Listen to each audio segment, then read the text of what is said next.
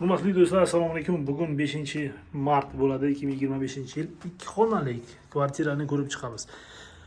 Burchakda joylashgan ekan. 4 qavatli eski domlar bo'ladi.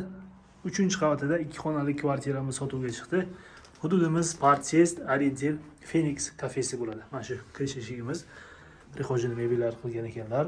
Har doimgidek o'ng qo'lda birlashgan sanuzillarimiz bo'ladi.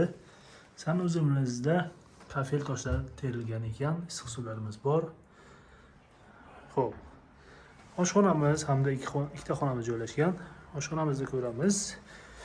Texnika mebellari ham shu ko'rinadigan videodagi barcha narsa qolar ekan. Kirmush mashinamiz ham bor.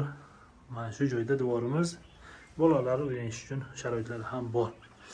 Mana xolodilnikamiz bor ekan. Xo'p, o'rtada zal bo'ladi. Balkoni bor. Buni yana bitta xonacha qilsak bo'ladi. Bolalarga dars qiladigan yoki bolalarga yotoqxona qilsak ham bo'lar ekan. Devorimiz birinchi qatorda joylashgan domimizning o'zi. Shu derazalarni yopib qo'yamiz. Xo'p, yonimizda Phoenix Cafe restoran joylashgan va ikkinchi xonamiz bo'ladi.